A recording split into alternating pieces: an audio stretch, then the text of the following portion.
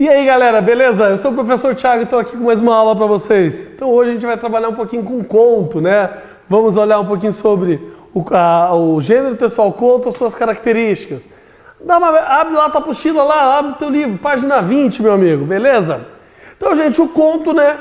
Ele é uma obra ficcional, né? Uma narrativa ficcional. Está relacionada aí, então, nessa área de contar histórias, de levar entretenimento aí, né?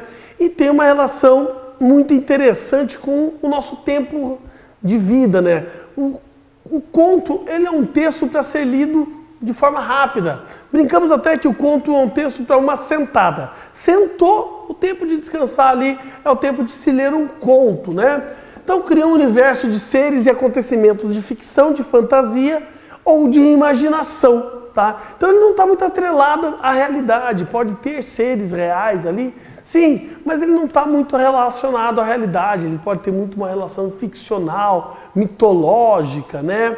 Existem inclusive alguns tipos ou subcategorias desse gênero, né? Entre os quais estão os contos de fada, os contos fantásticos, né? Então quando você ouve um conto de fada, lá Chapeuzinho Vermelho, os Três Porquinhos, você está trabalhando com contos de fada. Pode ver, você já viu algum porco falar? Não, né? Então você tem que pensar que aquilo ali é uma relação de contos de fada, ou a relação do fantástico, aquilo que está fora do nosso real. Tem um conto muito interessante chamado A Pata do Macaco, trabalha com essa relação mitológica, né? Essa relação de mitos e de coisas fantásticas, aquelas coisas do sobrenatural. Você aí, adolescente, adora essas coisas relacionadas ao sobrenatural. Então, uma boa leitura aí para você fazer nesses dias aí, A Pata do Macaco. Leia lá que você vai gostar. Como todos os textos de ficção, o conto apresenta narrador, personagem, ponto de vista e enredo, né? Então, dentro dessa estrutura, gente, a gente tem que pensar que nós temos um contar de uma história. Então, nós temos um enredo, uma história, um ponto onde se começam as coisas, um porquê de existir daquilo ali, né? Então, o gênero literário, dentro da sua estrutura, tem a relação de uma narrativa extremamente curta, mas que tem um conflito. É necessário um conflito, por quê? É o conflito que move a história. Se você não tem um conflito ali, deixa de lado, você matou o conto, gente. Porque é necessário que tenha um complicador, né? Porque é o complicador que vai chegar na nossa parte de clímax, que é a nossa parte de ápice, lá onde você vê que as coisas irão acontecer, tá? Nessa perspectiva, o momento de maior tensão do gênero é o nosso amigo clímax, né? Além disso, embora não seja uma regra comum que o conto apresente poucos personagens. Por quê? Porque como é uma narrativa curta, você não pode envolver muitas pessoas. Você basicamente ali vai ter 2, 3 personagens. Poucas vezes vai passar muito disso de personagens com relações ativas ali, né? O espaço e o cenário são bem limitados. Você pode fazer um conto relacionado à tua sala de aula. Tá? Professor, mas a minha sala de aula tem 30 alunos, tem 20 alunos. Ok, mas nem todos precisam participar da história. Eles estão ali, né? A gente não vai nem chamar ele de coadjuvante, a gente já vai falar que ele é figurinista, ele está ali só para ocupar espaço. Mas você pega 2, 3 colegas e pensa nas ações e você gera o contar dessa história num espaço muito curto, que às vezes é a sala de aula, às vezes os corredores da escola, né? Recorte temporal reduzido, você não vai estender essa história. Por quê, gente? Imagine você fazer um conto muito extenso, você já matou essa relação de leitura rápida. O conto ele tem que ter um tempo reduzido, né? Esse espaço, esse recorte de tempo, ele tem que ser compactado. Então fique atento a essa relação que o conto traz, né? Então, dentro lá das estruturas, né, a gente tem a relação de estrutura dos personagens, né? Quem é o personagem dessa história, né? Então, esse elemento corresponde aos seres que executam ações. Eles vão ter que executar e sofrer ações. Por isso que eu falei que personagens são poucos durante todo o enredo, durante essa história, né? Nesse sentido, podem ser personagens tanto dos seres humanos, quanto não, né? Quanto outros seres viventes, tais como os animais, as plantas, ou até mesmo alguns objetos humanizados. Lembra lá da história da Bela e a Fera, né? Então nós temos xícaras que andam por ali. Lembra lá da história da Alice no País das Maravilhas, um gato, um coelho. né? Veja a seguir a apresentação do personagem Ana, do conto Amor, de Clarice Lispector, né? Os filhos de Ana eram bons, olha só que legal. Uma coisa verdadeira e sumarenta, cresciam, tomavam banho, exigiam para si malcriados, instantes cada vez mais complexos. A cozinheira, enfim, espaçosa, o fogão esguiçado dava estouros. O calor era forte no apartamento que estava aos poucos pagando.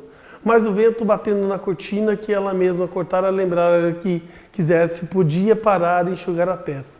Notem que ali está contando a história de uma mãe, dentro do seu ambiente de casa, o seu lar, a sua cozinha. Então nós temos detalhamentos dentro do conto, né? Então aqui é um conto lá dentro do Casos de Família, né? Um livro aí, Laços de Família, é um dos livros mais importantes de Clarice Lispector. Então, dentro dessa relação aqui, né, no conto Amor, você vê ali a relação de uma vida sendo contada, a vida de Ana. Então você vê ali que o personagem ele é muito importante, ele vai gerando as ações dentro daquele espaço. Outra relação que nós vamos ter é a relação de narrador. Então o narrador, ele é aquela pessoa que conta a história efetivamente. Nós temos 3 tipos de narrador, né, gente?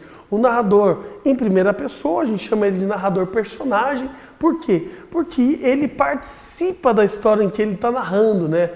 Os versos sempre estarão em primeira pessoa. Ele é um dos agentes dentro dessa história. E temos 2 tipos de narrador em terceira pessoa. O narrador observador e o narrador onisciente. Esse observador ele é interessante. Por quê? Porque ele vê tudo de fora e só conta aquilo que ele está enxergando. A perspectiva da visão dele é sobre todas as ações, porém ele não tem momento algum a relação do pensamento dos personagens. Ele deixa fluir. Então o que os personagens falam, ele repete, nada mais do que isso, né? Então os verbos são utilizados sempre na terceira pessoa do discurso. É importante dizer que esse narrador conta apenas o que ele vê. Isso é uma coisa que vocês não podem esquecer, gente. Ele não sabe do futuro, ele não sabe do passado, ele não sabe a vida dos personagens, a não ser aquilo que os personagens demonstram para ele. Já o narrador, o outro narrador que a gente tem em terceira pessoa, que é chamado onisciente, ele tem toda a ciência, né? Ele está fora do texto também, mas aí sim, ele sabe os pensamentos, ele conhece o futuro, ele conhece as atitudes, ele sabe de tudo o que pode e que vai acontecer com os personagens ali. Por quê? Porque ele tem a ciência das ações. Ele influencia muitas vezes nessas ações, tá? A relação de tempo, né, gente? O que é esse tempo? Todos os textos narrativos, eles marcam relações temporais, né? Esse tempo é aquilo que predomina durante toda a narrativa, as ações. As ações acontecem dentro dessa relação de tempo, né? Ele pode ser cronológico, né? Cronológico vem da palavra cronos, né? A palavra de tempo, lá, o deus do tempo. Então, a gente tem a relação cronológica quando os relatos acontecem passo a passo, né? Sequencialmente. Então você vai do início ao fim ali, né? Na ordem que elas aconteceram mesmo, na ordem que a sua vida acontece, né? A gente nasce, a gente cresce, se desenvolve aí até o momento que a gente morre. E ainda a gente vai ter o tempo psicológico, quando os fatos não seguem uma linearidade. A gente tem a relação de degressões temporais, a gente tem a relação de repente a gente está aqui no presente e a gente volta ao passado, né? Normalmente as nossas conversas, quando estamos contando uma história para um colega de algo que aconteceu, e a gente não consegue marcar data específica e fixa de um dia ali, no dia 10 de novembro de 2001. Rapaz, eu não lembro o que eu fiz, mas eu lembro que naquela época estava acontecendo tal coisa, né? Como aconteceu isso aí? Lembrando que quando existem fatos históricos, a nossa memória consegue segurar por mais tempo, né? Então, se eu for falar o que eu estava fazendo em 11 de setembro, lá no dia dos atentados, lá das Torres Gêmeas em Nova York, eu consigo lembrar de algumas coisas que aconteceram na minha vida, visto que é um fato marcante da história. Mas se eu não tenho como ancorar a história, eu vou contar muito através dos meus fatos, do meu tempo psicológico, o tempo que a minha mente traz de informação. Então, quando o tempo é psicológico, o narrador alterna os fatos. Ele vai para o futuro, para o presente, ele volta para o passado, as coisas que estão acontecendo, as que ainda vão acontecer, as que aconteceram, né? Ou seja, são acontecimentos do passado, presente e futuro que geram esse fluxo de pensamento, né? Algumas expressões são utilizadas para fazer essas marcações. Então, volte e meia nos textos, a gente busca lá marcações como ontem, amanhã, hoje, na semana passada, né?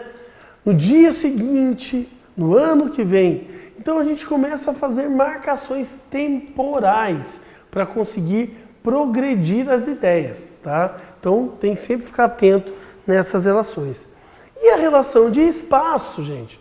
O espaço de um conto é, em linhas gerais, um cenário. É onde as coisas vão acontecer, no qual o personagem executa e sofre essas ações que compõe o enredo. Relembre que o cenário de amor lá da mãe lá, da Ana, é dentro da cozinha, né? A cozinha era, enfim, espaçosa, o fogão esquiçado dava estouros. O calor era forte no apartamento que estavam aos poucos pagando. Então a gente tem um ambiente pequeno, a gente consegue delimitar esse espaço, tá? O enredo é definido como a sequência dessas ações. O enredo é a história propriamente dita. E o conflito é a situação-problema, é o porquê do que aquelas coisas estão acontecendo dentro desta narrativa, gente. Tá? Então, lá na página 30 do livro de vocês, tem uma atividade para vocês praticarem em relação ao conto. Eu quero que vocês façam e bem feitinho, gente. Tem que manter essas atividades em casa bem feitas e bem elaboradas. Eu sou o professor Thiago e estou aqui com a aula de língua portuguesa para vocês. Até uma próxima aula, gente. Obrigado!